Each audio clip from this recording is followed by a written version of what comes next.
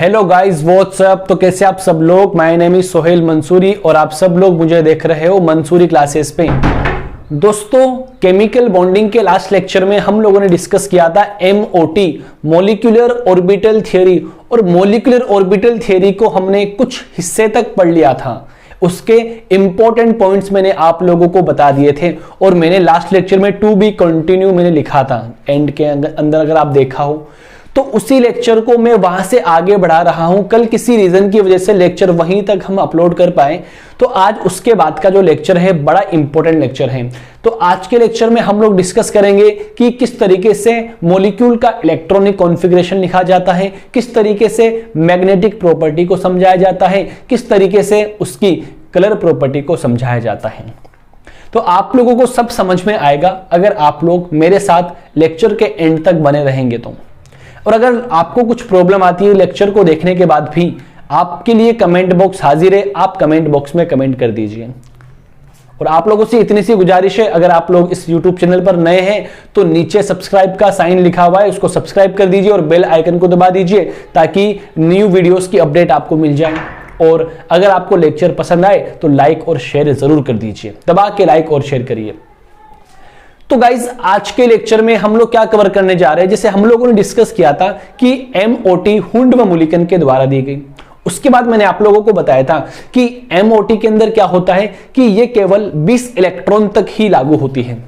ठीक, MOT के अंदर इसका क्या प्रिंसिपल था कि आपके एटम के ऑर्बिटल आपस में मिलते हैं और मॉलिक्यूलर ऑर्बिटल बनाते हैं। एटॉमिक ऑर्बिटल आपस में मिलते हैं और मॉलिक्यूलर ऑर्बिटल बनाते हैं। और मॉलिक्यूलर ऑर्बिटल की ऊर्जा कम भी होती है और ज्यादा भी होती है। जिन मॉलिक्यूलर ऑर्बिटल की ऊर्जा कम होती है उन्हें बॉन्डिंग मॉलिक्यूलर ऑर्बिटल कहते हैं, इन शॉर्ट BMO। और जिन मॉलिक्यूलर ऑर्बिटल की एनर्जी ज्यादा होती है उन्हें ABMO कहा जाता है, एंटी बॉन्डिंग मॉलिक्यूलर ऑर्बिटल।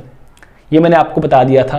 और मैंने आपको एक पॉइंट ये जरूर बताया था कि जितने एटॉमिक ऑर्बिटल कॉम्बिनेशन में पार्टिसिपेट करते हैं उतनी ही संख्या में नए मॉलिक्यूलर ऑर्बिटल की फॉर्म होती है। अगर दो एटॉमिक ऑर्बिटल मिलेंगे तो दो ही क्या बनेंगे, मॉलिक्यूलर ऑर्बिटल बनेंगे। समझ पा रहे हो। चलो, आज मैं डिस्कस कर रहा हूं उसका नेक्स्ट पॉइंट, हैशटैग नंबर आप देख लेना कितना है, कि मैं आप लोगों को यह बताना चाहता हूं कि जो इलेक्ट्रॉन होते हैं सब लोग जानते हो, इलेक्ट्रॉन ऑर्बिटल के अंदर इलेक्ट्रॉन्स मौजूद होते हैं। अच्छा, ऑर्बिटल किसे कहते हैं, कक्षक किसे कहते हैं? ऑर्बिटल वह स्थान होता है जहां पर इलेक्ट्रॉन पाए जाने की प्रोबेबिलिटी सबसे ज्यादा होती है, जहां पर इलेक्ट्रॉन पाए जाते हैं। ठीक है, तो इलेक्ट्रॉन्स का जो नेचर होता है वो पार्टिकल की तरह बिहेव कर सकता है और वेव की तरह भी बिहेव करता है। मतलब इसका दो नेचर होता है, ये बोथ नेचर, दोनों नेचर शो करती है। ये पार्टिकल की तरह भी शो कर सकती है और ये वेव की तरह भी नेचर शो करता है। अब देखो, लेकिन एटम की बात की जाए तो एटम के अंदर इलेक्ट्रॉन का नेचर कैसा होता है, वेव नेचर होता है। लाइक ऐसी वेव बनती है इलेक्ट्रॉन की, ऐसी। ठीक है, इसी को हम आगे डील कर रहे हैं कि भाई इलेक्ट्रॉन का पार्टिकल नेचर है और इलेक्ट्रॉन का वेव नेचर है। मैं आपको बोलूं कि जब दो वेव आपस में मिलती हैं, तब क्या होता है? जब दो वेव आपस में मिलती है तब क्या होता है, यह भी अपने को पता होना चाहिए। इसके लिए एक टर्म हम पढ़ते हैं, कंस्ट्रक्टिव इंटरफेरेंस और डिस्ट्रक्टिव इंटरफेरेंस। कंस्ट्रक्टिव इंटरफेरेंस से बॉन्डिंग मॉलिक्यूलर ऑर्बिटल बनते हैं और डिस्ट्रक्टिव इंटरफेरेंस से एंटी बॉन्डिंग मॉलिक्यूलर ऑर्बिटल की फॉर्मेशन होती है। अब कैसे बॉन्डिंग MO बनेंगे और कैसे एंटी बॉन्डिंग MO बनेंगे वो मैं आपको बता रहा हूं। एक बार आप लोग इधर देखना,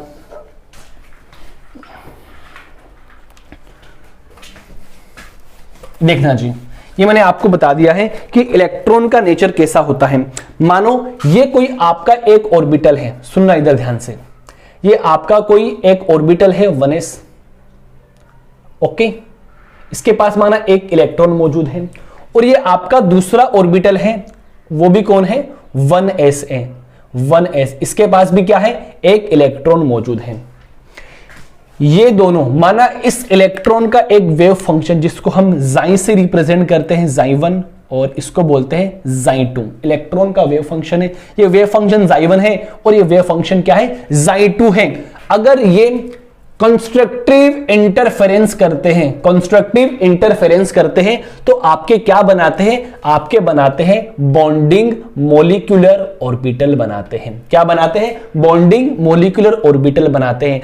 और यदि ये डिस्ट्रक्टिव इंटरफेरेंस करते हैं, कैसे, मानो ये आपका कौन है, 1s ऑर्बिटल, सुनना एक एक पॉइंट को, और ये क्या है आपका 1s ऑर्बिटल, दोनों के पास में एक एक इलेक्ट्रॉन मौजूद है, ठीक है। लेकिन अब की बार क्या हो, ये डिस्ट्रक्टिव इंटरफेरेंस हो जाए, Ψ1 प्लस 2 की Ψ1 प्लस Ψ2 की जगह Ψ1 माइनस Ψ2 हो जाए, तो यहां पर क्या बनता है, यहां पर बनते हैं एंटी बॉन्डिंग मॉलिक्यूलर ऑर्बिटल।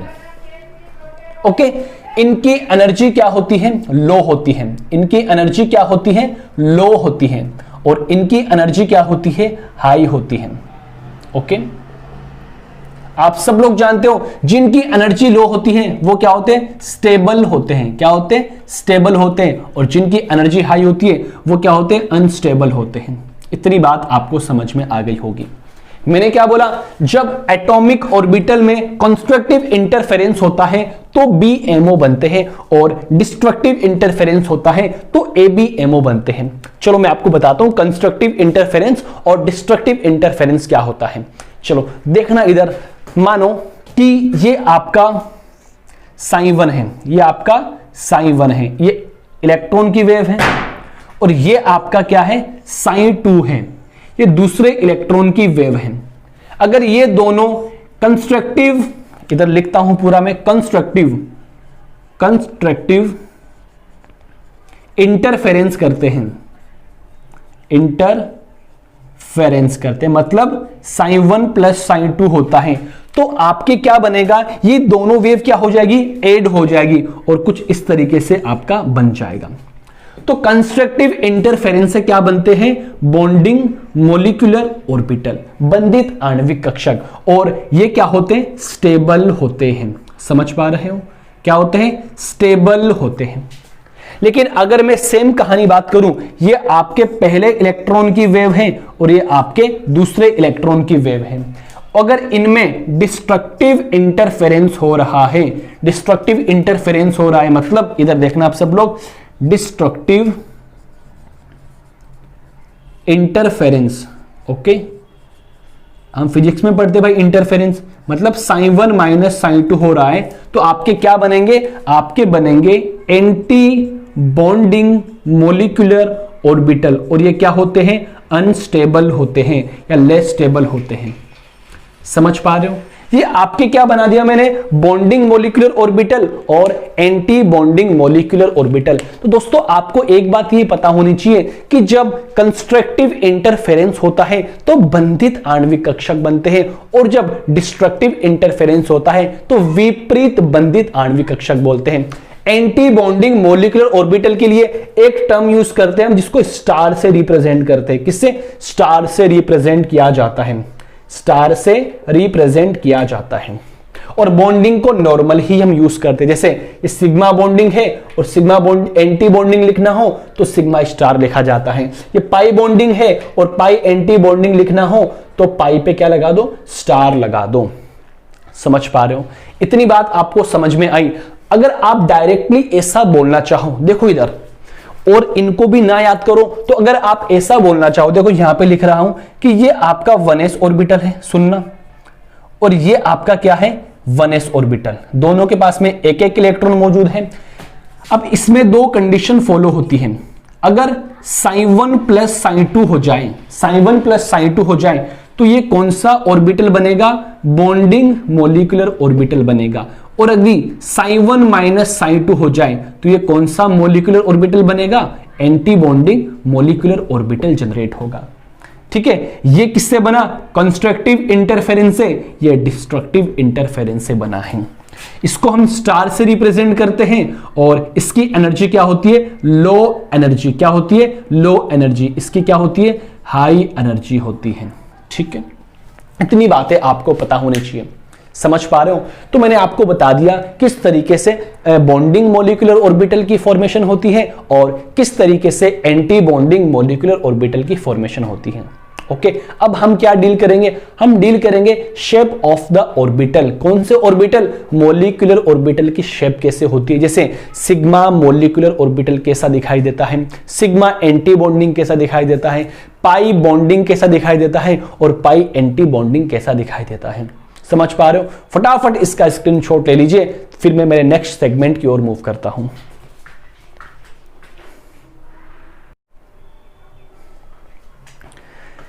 तो चलिए गाइस, अब मैं शुरू करता हूं types and shape of molecular orbital कि मॉलिक्यूलर ऑर्बिटल के टाइप और शेप क्या क्या हो सकते हैं। आप लोगों ने पढ़ के रखा होगा sigma molecular orbital, sigma anti bonding molecular orbital, pi 2px, pi 2py, pi star 2px, pi star 2py, फलाना दिखाना, बहुत सारे आपने मॉलिक्यूलर ऑर्बिटल के बारे में सुन रखा होगा। आज मैं उनके टाइप्स के बारे में आप लोगों से चर्चा करने आया हूं। तो इधर देखो गाइस कि सबसे पहले मैं बात करता हूं सिग्मा। देखना इधर सब लोग, एकदम इजी कॉन्सेप्ट है भाई, लिखते चले जाना भाई।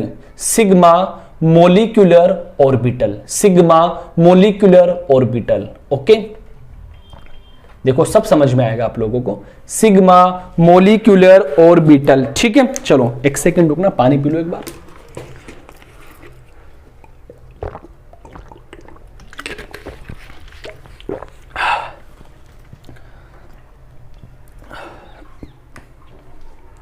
हाँ, तो जो सिग्मा मॉलिक्यूलर ऑर्बिटल होता है, तो पहली बात होती है कि ये एक्सियल एटॉमिक ऑर्बिटल इंटरफेरेंस से बनता है। इंटरफेरेंस। ओके, चलो अब होता क्या है गाइस, मैं आप लोगों को बता दूं। देखो ये मेरा कोई 1s ऑर्बिटल है, सुनना ध्यान से। एस क्या होता है? स्फेरिकल शेप होता है, मैंने आप लोगों को बता दिया पहले। और ये क्या है? ये भी मेरा क्या है? 1s ऑर्बिटल है। सुनना एक एक पॉइंट को, मैं जो बात बोल रहा हूं उसको सुने जाना।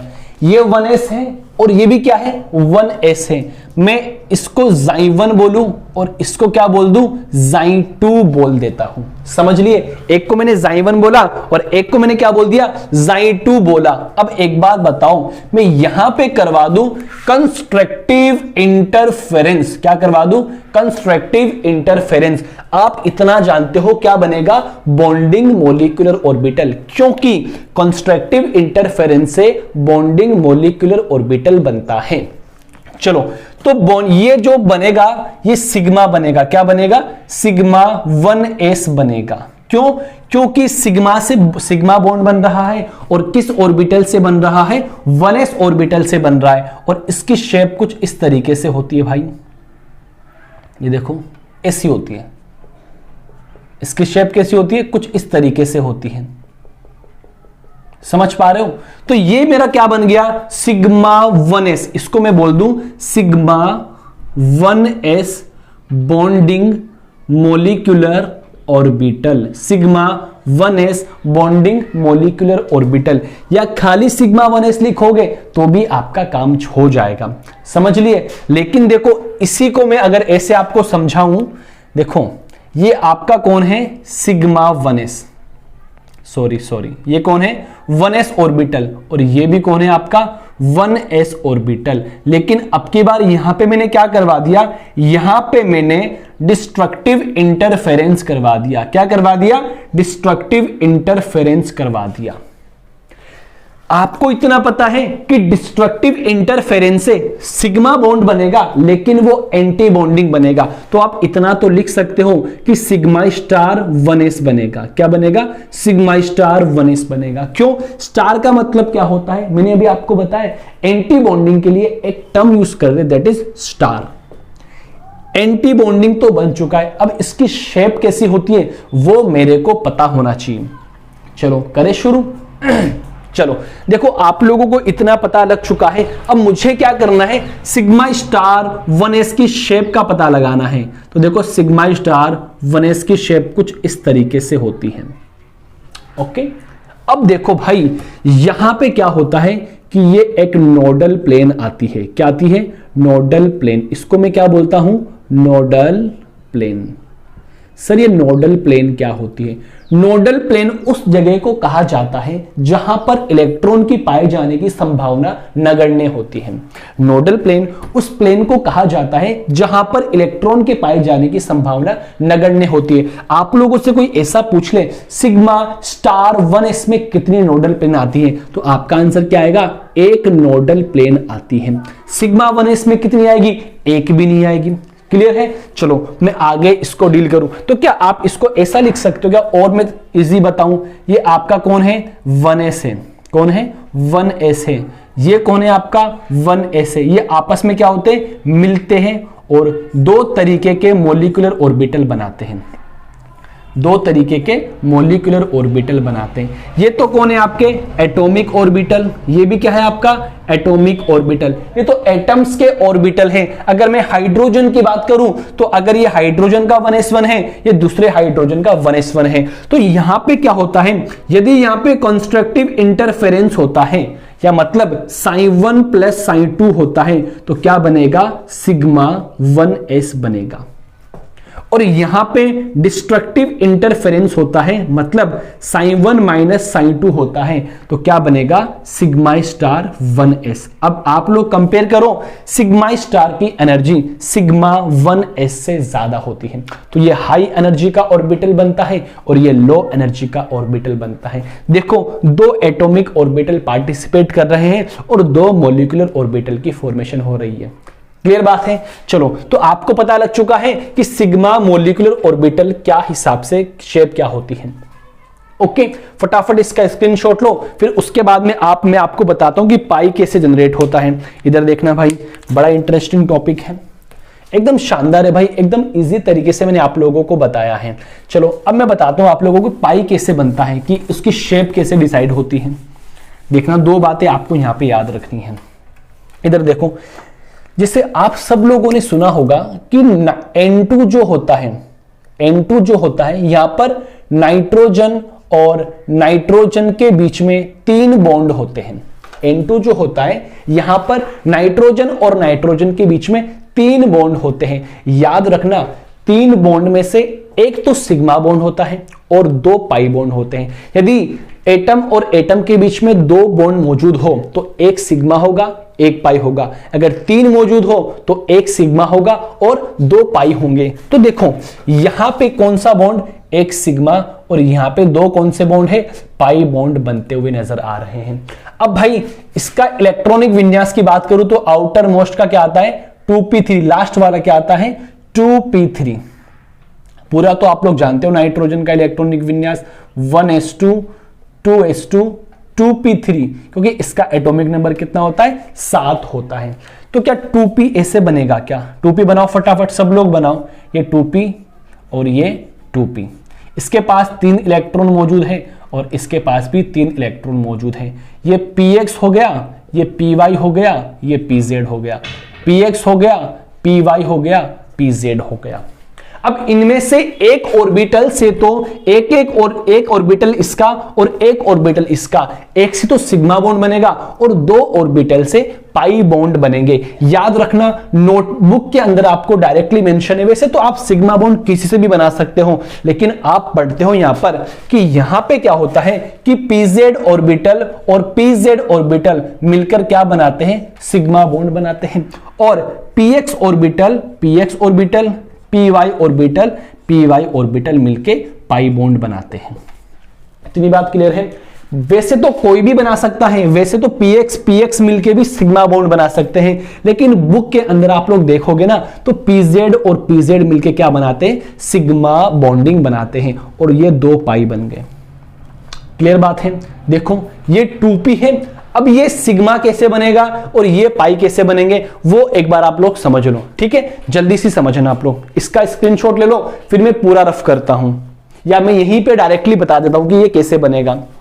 देखना जी कि मानो ये मेरा कौन है? देखो जी एक एक पॉइंट समझना। ये कौन है मेरा? 2pz। कौन है? 2pz। सिग्मा बना रहा हूं मैं, क्या बना रहा हूं? सिग्मा बना रहा हूं। तो ये माइनस, ये प्लस। ओके चलो ये कौन है मेरा? ये भी कौन है? 2pz। ये प्लस और ये माइनस। इतनी बात क्लियर है क्या आप लोगों को? एकदम क्लियर है। अब देखो, जब यहां पर कंस्ट्रक्टिव इंटरफेरेंस होता है, मतलब sin1 प्लस sin2 होगा, तो यहां पे कौन सा बॉन्ड बनेगा? यहां पे सिग्मा बॉन्ड बनेगा। कौन सा सिग्मा बॉन्ड बनेगा? अरे कौन सा सिग्मा बॉन्ड बनेगा? ऐसे तो बनेगा ना भाई। इधर देखो एक सेकंड।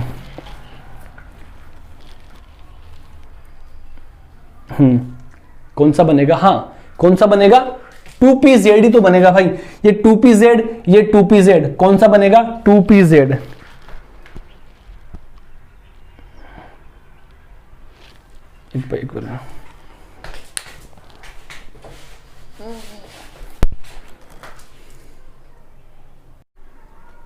हाँ तो गाइज मैं आप लोगों को यहीं पे बता देता हूं कि सिग्मा बॉन्ड कैसे बनेगा। इधर देखो भाई, एक एक पॉइंट आपको समझना है। इधर देखो, ये कौन है मेरा? ये मेरा है 2pz। इस नाइट्रोजन का 2pz आ गया, ये माइनस ये प्लस। ये दूसरा कौन है? ये दूसरा है दूसरे वाले नाइट्रोजन का 2pz। देखो एकदम सही बनाना, डबल शेप होता है p ऑर्बिटल, ठीक है। ये पहले ऑर्बिटल का पहले एटम का 2pz, ये दूसरे एटम का 2pz। यहां पर क्या होगा? कंस्ट्रक्टिव इंटरफेरेंस होगा, तो क्या बनेगा? सिग्मा 2pz मोलिकुलर ऑर्बिटल बनेगा। वो भी कौन सा बनेगा? Bonding molecular orbital. यदि आपको डायरेक्टली सिग्मा गिवन है, कोई स्टार लगा हुआ नहीं है, अंडरस्टूड है वो कौन सा मोलिकुलर ऑर्बिटल है? Bonding molecular orbital. अब इसकी शेप कैसी होती है आप लोग देखना। इसकी शेप कुछ इस तरीके से होती है। आप लोग शेप याद कर लेना भाई सारी। यहां पे पॉजिटिव, यहां पे नेगेटिव और यहां पे नेगेटिव। अब आप लोगों से पूछा जाए सिग्मा 2pz के अंदर कितने नोडल प्लेन मौजूद हैं? देखो, एक ये रहा, एक ये रहा, मतलब नोडल प्लेन कितने आएंगे? नोडल प्लेन कितने आ रहे हैं? 2 नोडल प्लेन आ रहे हैं। ये तो कौन सा हो गया? Constructive interference. लेकिन सेम कहानी में इसी में भी तो कर सकता हूं। ये माइनस, ये प्लस, ये प्लस और ये माइनस। ये वही 2pz, ये भी कौन सा? 2pz। अब की बार क्या कर दूं? डिस्ट्रक्टिव इंटरफेरेंस कर दूं। तो आप सब लोग जानते हो डिस्ट्रक्टिव इंटरफेरेंस से क्या बनता है? सिग्मा स्टार बनेगा। क्या बनेगा? सिग्मा स्टार 2pz बनेगा, मतलब एंटी बॉन्डिंग बनेगा। इतना आप लोगों को पता लग गया। Sigma star 2pz molecular orbital बनेगा। ओके, अब इसकी शेप कैसी होती है वो आप लोग एक बार देख लो। इधर देखो, ये माइनस, ये प्लस, ये प्लस, सॉरी ये माइनस और ये प्लस। देखो इसमें कितने नोडल प्लेन? एक तो ये रहा, एक ये रहा, एक ये रहा। तो नोडल प्लेन कितने आएंगे? नोडल प्लेन यहां पर आते हैं 3 नोडल प्लेन आते हैं। कितने आते? 3 नोडल प्लेन। आप लोगों से कोई पूछ ले सिग्मा स्टार 2pz में कितनी नोडल प्लेन आएगी? आंसर क्या होगा? 3 नोडल प्लेन आएगी। ओके, समझ गए? तो ये तो क्या बन गया मेरा? सिग्मा बॉन्ड बन गया, मतलब इस pz से और इस pz से सिग्मा बन गया। अब ये वाला p और ये वाला p क्या बनाएगा? पाई बनाएगा। तो आप सब लोग जानते हो यदि साइड वाइज ओवरलैपिंग होती है तो क्या बनता है? पाई बॉन्ड की फॉर्मेशन होती है। अब देखना इधर, ये मेरा कौन है? पाई बॉन्ड बनाना है मेरे को। इधर देखो, मतलब आप लोग यहां पे ऐसा लिख सकते हो कि ये कौन है? 2pz, ये कौन है? 2pz। आपस में मिले, क्या बनाया? 2 मोलिकुलर ऑर्बिटल बनाए। ये नाइट्रोजन का एटॉमिक ऑर्बिटल 2pz, ये दूसरी नाइट्रोजन का एटॉमिक ऑर्बिटल। अगर यहां पे कंस्ट्रक्टिव इंटरफेरेंस होता है तो क्या बनता है? सिग्मा 2pz बनेगा। और यहां पे डिस्ट्रक्टिव इंटरफेरेंस होता है तो सिग्मा स्टार 2pz बनेगा। इतना आपको पता होना चाहिए। इन शॉर्ट आप ऐसे भी लिख सकते हो। समझ पा रहे हो? तो इसका स्क्रीनशॉट लीजिए। फिर दो पाई बॉन्ड कैसे बनते वो मैं आपको बताता हूं। जल्दी फटाफट इसका स्क्रीनशॉट ले लीजिए भाई। एकदम सही है। फिर हम पढ़ेंगे MOD मोलिकुलर ऑर्बिटल डायग्राम। यहां से क्वेश्चन बनेंगे। ये तो क्वेश्चन नहीं पूछता, यहां से नोडल प्लेन के बारे में आपको पूछ सकता है, लेकिन MOD से सारे सवाल, सारे कॉन्सेप्ट, सारी प्रॉब्लम आपकी दूर हो जाएगी। ठीक है, अब मेरे को क्या बनाना है? मेरे को बनाना है पाई मोलिकुलर ऑर्बिटल। और आप सब लोग जानते हो पाई मोलिकुलर ऑर्बिटल कब बनेंगे? ये बनेंगे side wise, side to side, side wise interference से, इंटरफेरेंस से बनेंगे। जैसे कि ये मेरा px है, दूसरा भी क्या है? px। इधर देखो, ये px और ये भी क्या है? px। ये पॉजिटिव, ये नेगेटिव, ये पॉजिटिव नेगेटिव, दोनों में साइड वाइज ओवरलैपिंग होती है, दोनों में साइड वाइज ओवरलैपिंग होती है। तो यहां पे मतलब कंस्ट्रक्टिव इंटरफेरेंस होगा तो क्या बनेगा? ये बनेगा, ये 2px है, ये भी क्या है? 2px बनेगा, पाई 2px मोलिकुलर ऑर्बिटल। ठीक है, अब पाई 2px मोलिकुलर ऑर्बिटल की शेप कैसी होती है वो आप लोग देखना। इसकी शेप कुछ इस तरीके से होती है भाई, ये पॉजिटिव और ये नेगेटिव। कैसी? ये पॉजिटिव और ये नेगेटिव। तो आप लोग इसमें देखोगे तो इसमें आपको पता चलता है नोडल प्लेन कितनी निकल कर आती है? एक नोडल प्लेन आती है। क्या बन गया? बॉन्डिंग मोलिकुलर ऑर्बिटल बन गया। लेकिन सेम कहानी अगर यहां पे डिस्ट्रक्टिव इंटरफेरेंस हो जाए, यहां पे डिस्ट्रक्टिव इंटरफेरेंस हो जाए सॉरी, यहां पे डिस्ट्रक्टिव इंटरफेरेंस हो जाए, मतलब यहां पे डिस्ट्रक्टिव इंटरफेरेंस होगा तो क्या बनेगा? पाई स्टार 2px क्या बनेगा? एंटी बॉन्डिंग मोलिकुलर ऑर्बिटल बन गया। ओके, इसकी शेप कैसी होती है? कुछ इस तरीके से शेप होती है, पॉजिटिव नेगेटिव, और यहां से इधर देखो ये नेगेटिव और ये पॉजिटिव। एक बार देख लेता हूं मैं, हाँ ये पॉजिटिव और ये नेगेटिव। नोडल प्लेन काउंट करो, एक तो ये हो गई और एक ये हो गई, तो कितनी नोडल प्लेन? 2 nodal plane. ये यहां पे सारी बात क्लियर होती है। अब देखो गाइस, ये सारा जो कहानी थी ये सिर्फ shape of the molecular orbitals को बताने की कहानी थी। देखो कुछ नहीं करना। देखो एक बात आप लोग इतनी सी याद रखो, सिग्मा मोलिकुलर ऑर्बिटल बनता है, एक तो सिग्मा बॉन्डिंग बनता है और एक सिग्मा एंटी बॉन्डिंग बनता है।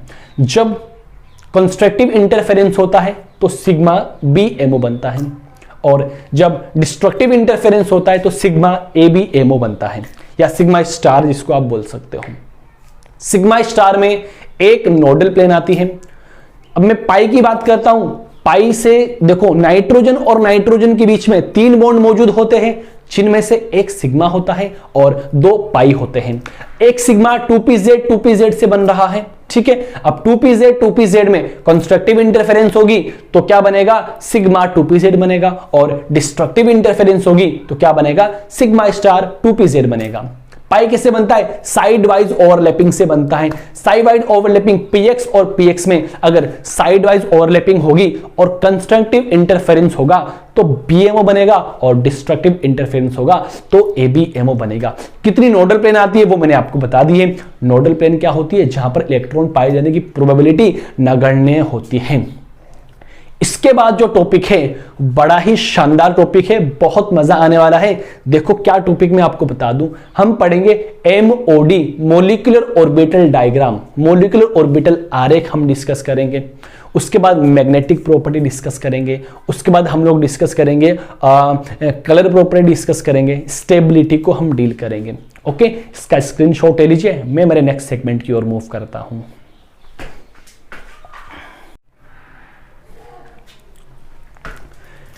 हाँ तो गाइस, अब हम लोग शुरू कर रहे हैं एमओटी का सबसे इंपॉर्टेंट टॉपिक, जहां से क्वेश्चन डेफिनेटली पूछेगा और यहां से आप लोगों की एक नई शुरुआत होगी, एक नई थीम आपको बनानी पड़ेगी। किस तरीके से आपको ये टॉपिक आगे डिस्कस करना है मैं आप लोगों को अभी बताने जा रहा हूं।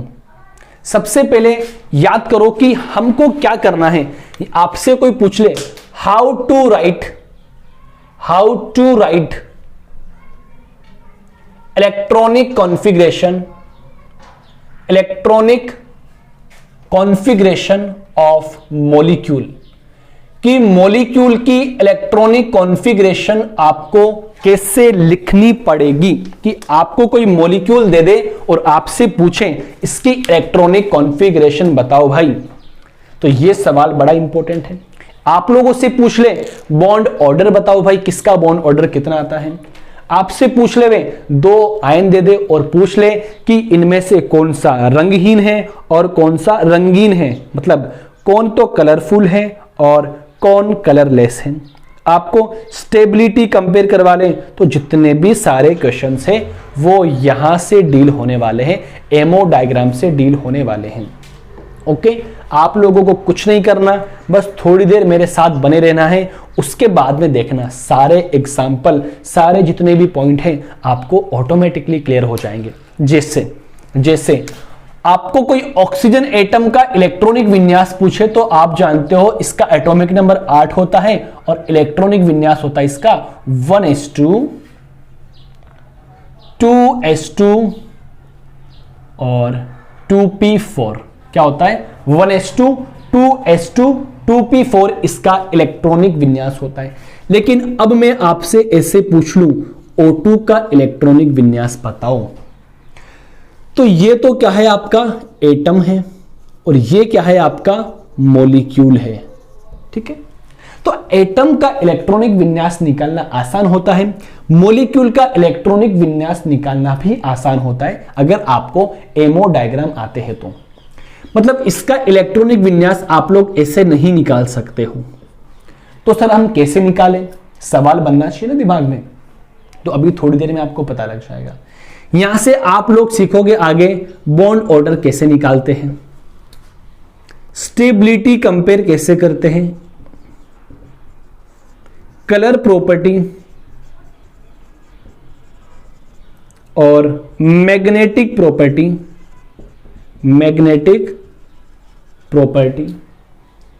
ये सारी बातें कौन देगा? आपको एमओडी देगा। एमओडी क्या होता है? Molecular orbital diagram. Molecular orbital diagram. अगर आपको हर मॉलिक्यूल के डायग्राम बनाने आते हैं, एमओडी बनाने आते हैं, सारे क्वेश्चंस हो जाएंगे। बताऊं? चलो शुरू करें। देखना भाई, देखो एक एक पॉइंट समझना। यहां से प्लीज आप डिस्टर्ब मत होना, यहां से बस लेक्चर को कंटिन्यूअसली देखना। ना समझ में आए तो मैं यहां बैठा हूं, फिर से रिवाइज करवा देंगे आप लोगों को। इधर देखो भाई, अब देखो एमओ डायग्राम बनाने के लिए, एमओडी बनाने के लिए हमको कुछ रूल्स फॉलो करने पड़ते हैं। मॉलिक्यूलर ऑर्बिटल डायग्राम, किसी मॉलिक्यूल का आरेख बनाने के लिए हमको कुछ रूल्स फॉलो करने पड़ते हैं। सर ये कौन कौन से रूल होते हैं आप हमें बता दीजिए, हमसे इंतजार नहीं हो रहा है।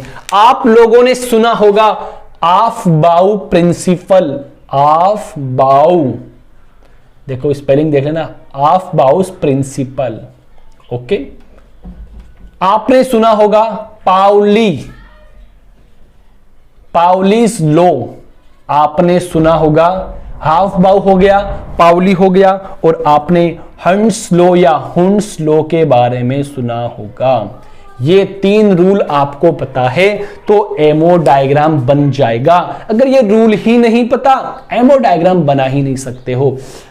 ऑफ-बाउ क्या बोलता है कि ऑफ-बाउ के अनुसार यदि आपके 2 मॉलिक्यूलर ऑर्बिटल हैं, एक की ऊर्जा कम है और एक की ऊर्जा ज्यादा है, तो सबसे पहले इलेक्ट्रॉन कम ऊर्जा वाले मॉलिक्यूलर ऑर्बिटल में भरे जाते हैं। जैसे ही ये कम ऊर्जा वाला मॉलिक्यूलर ऑर्बिटल फिल हो जाता है, फिर हम ऊपर वाले मॉलिक्यूलर ऑर्बिटल में इलेक्ट्रॉन्स की फिलिंग करते हैं। ऑफ-बाउ बाबा क्या बताते हैं कि यहां पर इलेक्ट्रॉन की फिलिंग इस प्रकार की जाती है कि सबसे पहले मैं निम्नतम ऊर्जा स्तर वाले आणविक कक्षक में इलेक्ट्रॉन भरता हूं, फिर उच्चतर ऊर्जा स्तर वाले आणविक कक्षक में इलेक्ट्रॉन भरता हूं। चलो ये बात बता दी। पाउली क्या बताते हैं? पाउली ये बताते हैं कि किसी एक ऑर्बिटल के अंदर यदि 2 इलेक्ट्रॉन भरने हैं तो दोनों की स्पिन क्या होनी चाहिए? अपोजिट होनी चाहिए। ऑपोजिट स्पिन होगी तो ही पाउली का लॉ फॉलो होगा। पाउली क्या बताते हैं? अगर किसी एक ऑर्बिटल के अंदर 2 इलेक्ट्रॉन भरने हैं तो दोनों की स्पिन अपोजिट करनी पड़ेगी तो ही इलेक्ट्रॉन भरे जाएंगे, ऐसे इलेक्ट्रॉन नहीं भर सकते। इतनी बात क्लियर है? समझ में आई? उसके बाद में आता है हुंस लॉ। अरे भाई हुंस लॉ क्या बताता है कि मानो ये आपका कोई p ऑर्बिटल है, तो यहां पे इलेक्ट्रॉन की फिलिंग कुछ इस तरीके से होती है। पहले तो सारे एक एक इलेक्ट्रॉन भरे जाएंगे, उसके बाद में पेयरिंग होगी। आप लोग ऐसे मत कर देना कि P में हमको 3 इलेक्ट्रॉन भरने हैं, एक यहां पे कर दो और एक ऐसे कर दो, ऐसा नहीं करना। आपको क्या करना है कि सबसे पहले एक एक इलेक्ट्रॉन तीनों में भरे जाएंगे, फिर उसके बाद में क्या होगी, पेयरिंग होगी। आई बात समझ में? आफवाऊ पता लग गया, पाउली पता लग गया, हंस पता लग गया, सारे इंपॉर्टेंट है, लेकिन हम एमओ डायग्राम बनाते हैं, एक्सपेरिमेंट से बनाते हैं, हमारे तरीके से बनाते हैं। क्या हमारा तरीका है, क्या मेरा कॉन्सेप्ट है, वो थोड़ी देर में बताने जा रहा हूं। ओके, देख लो भाई, स्क्रीनशॉट ले लो, जो मैंने लैंग्वेज बोली है उसको लिख लेना। बाकी आपको पता है क्या होता है, आफवाऊ क्या होता है, पाउली क्या होता है, हंस क्या होता है, इसको रफ करता हूं। अब मैं आप लोगों को एक ट्रिक सिखाता हूं, एक्सपेरिमेंट बताना सिखाता हूं, किस तरीके से एमओ डायग्राम बनाए जाते हैं। ओके, चलो देखो, यहां पे 2 पॉइंट बात आपको याद रखनी है। पहली पॉइंट, इफ, देखना भाई, इंपॉर्टेंट है भाई, इंपॉर्टेंट, 2 बात याद रखना भाई। फोन नंबर याद कराऊंगा आपको मेरे अभी। इफ वी हैव 14 और लेस देन 14 इलेक्ट्रॉन्स, किसमें, मॉलिक्यूल्स में।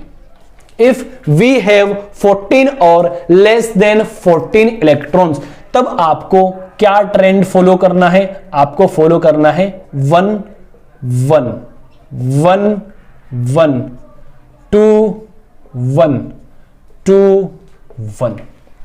सर ये क्या बता दिए, ये है क्या, मॉलिक्यूलर ऑर्बिटल है। क्या है, एक मॉलिक्यूलर ऑर्बिटल, फिर एक मॉलिक्यूलर ऑर्बिटल, फिर एक, फिर एक, फिर 2, फिर एक, फिर 2, फिर एक। तो आपको क्या याद करना है, 11 11 21 और 21। क्या याद करोगे, 11 11 21 और 21, जब आपके पास में इलेक्ट्रॉन 14 और 14 से कम हो। जो ये टॉपिक मैं बता रहा हूं ये आपके लेवल के अकॉर्डिंग सही है, लेकिन जब नेट जीआरएफ की आप बात करोगे ना, तो एमओटी ऐसे नहीं पढ़ी जाती, वहां पे कुछ डिफरेंट तरीका होता है पढ़ने का। ओके, बताऊंगा कैसे। तो आपके पास में यदि 14 इलेक्ट्रॉन्स या 14 से कम इलेक्ट्रॉन मौजूद है, तो आपको क्या नंबर याद करना है, 11 11 21 और 21। ये 11 11 21 21 क्या है, ये है मॉलिक्यूलर ऑर्बिटल की संख्या, 1 1 1 1 2 1 2 1। ओके, सेकंड पॉइंट देखो, कुछ देर में आने वाले। Second point, if we have more than 14 electrons, if we have more than 14 electrons, तब आपको ट्रेंड फॉलो करना है 11। देखो भाई, बस ये ट्रिक याद कर लो, एमओटी के सारे क्वेश्चन कर लोगे। 11 11 12 21, 11 11 12 21। अगर 14 से ज्यादा है तो 11 11 12 21 आपको फॉलो करना है। अगर 14 और 14 से कम है तो 11 11 21 21। भाई ये नंबर एग्जैक्टली ऐसे ही होने चाहिए। अगर आपको ये 2 नंबर याद हो जाएंगे, इलेक्ट्रॉन्स कैलकुलेट करना मैं आप लोगों को सिखा दूंगा। फिर आपको क्या करना है, सबसे पहले B2 का एमओ बनाना है, C2 का बनाना है, N2 का बनाना है, O2 का बनाना है, F2 का बनाना है, Ne2 का बनाना है। ठीक है, इन सारों के क्या बनाने हैं, एमओ डायग्राम बनाने हैं। और यह पता लगाना है कि इन ये कलर प्रॉपर्टी क्या होती है, स्टेबिलिटी कैसे होती है, बॉन्ड ऑर्डर कैसे निकालते हैं, और उसके अलावा मैग्नेटिक प्रॉपर्टी कैसे निकालते हैं। क्लियर बात है। चलो अब हम एक एक एमओडी बनाना सीख रहे हैं। ओके, इसको फटाफट उतारो, दोनों ट्रिक आपको याद होनी चाहिए। अब मैं आपको एक एक एमओडी बताने जा रहा हूं, फटाफट इसको बना लीजिए भाई।